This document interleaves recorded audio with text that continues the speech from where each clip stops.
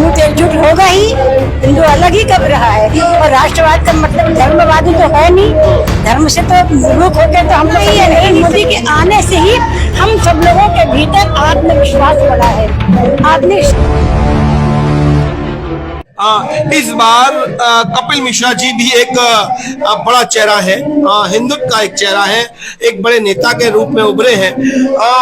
राजनीति में धर्म आ गया है, ये तो आपको भी साफ दिख रहा है कि इस समय बिल्कुल जो बीजेपी है वो पूरी अग्रेसिव है कि हिंदूवाद राष्ट्रवाद की बात कर रही है। तो किस तरीके से देखते हैं कि क्या वाकई में हिंदू एकजुट होगा? हिंदू तो एकजुट होगा ही, हिंदू अलग ही कब रहा है। और राष्ट्रवाद का मतलब धर्मवादी तो है नहीं, धर्म से तो विमुख होकर तो हम लोग कभी रह ही नहीं सकते हैं। धर्म तो हमारे जीवन का एक अभिन्न हिस्सा, उसके बगैर आप कभी रह ही नहीं सकते हो। राजनीति भी तरीके से की जाए तो वो भी एक धर्म का ही काम है।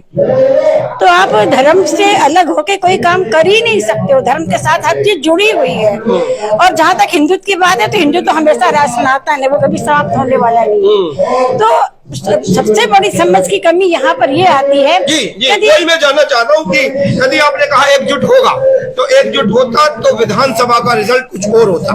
एकजुट नहीं है तो ही विधानसभा का ये हाल था। नगर निगम में किस तरीके से दोबारा एकजुट होगा वो बात मैं दोबारा सुनना चाहता हूँ। नगर निगम में तो हमारी भारतीय जनता पार्टी की ही सरकार आएगी, क्योंकि जनता ये देख रही है कि हमारे नरेंद्र मोदी जी का जो कद है वैश्विक स्तर पे कितना बढ़ा हुआ है कि सारे वैश्विक जगत के लोग आज नतमस्तक हो रहे हैं, है ना। बहुत पावरफुल आदमी आज हमारे देश का प्रधानमंत्री है।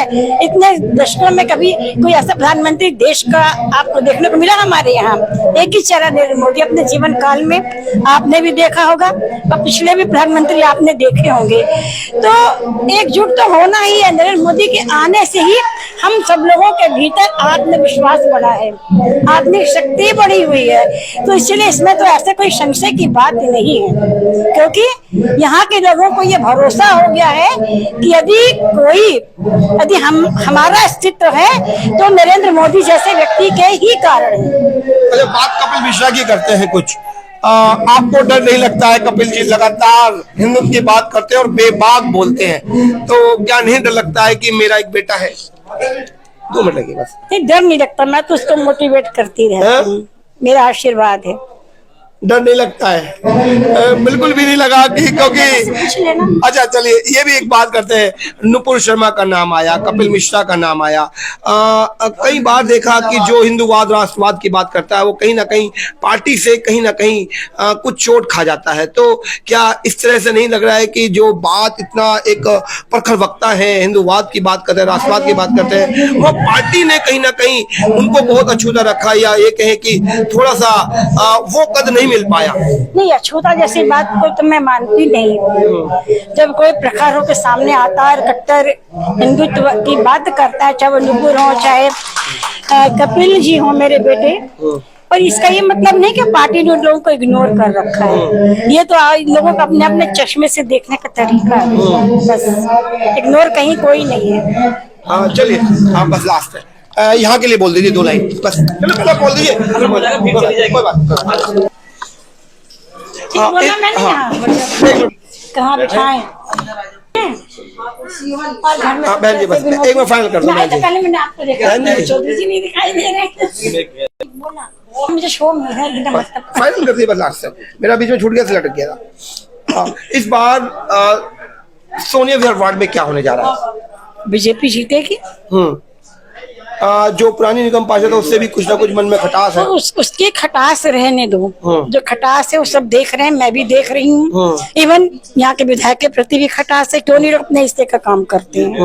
नहीं करेंगे तो पब्लिक में खटास तो आएगी, पर वो खटास दूर है। हम लोग प्रयास कर रहे हैं और ऐसा कुछ भी नहीं है, हम जीत रहे हैं। एक लंबा बहुत बड़ा कैडर बोर्ड मैंने यहाँ पे देखा। कैडर बोर्ड होने के बाद भी मैंने जब उनसे सवाल किए तो उनका कहना है कि हम पक्के बीजेपी वाले थे और हम लगातार बीजेपी को वोट दिया, लेकिन बीजेपी ने हमें क्या दिया?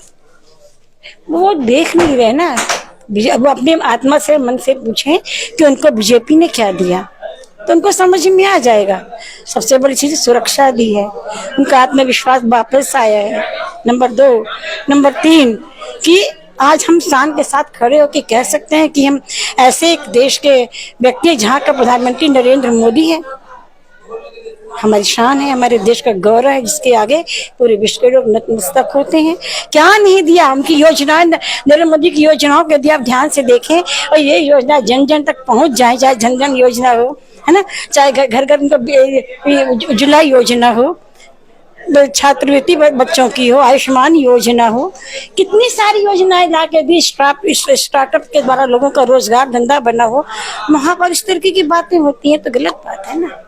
चलिए, ये थे यदि मेरे साथ अन्नपूर्ण मिश्रा, जो कि कपिल मिश्रा की माँ है, और लगातार जिस तरीके से हम कवरेज दे रहे हैं उसमें आज की जो कवरेज है वो इस बात को पुख्ता करती है कि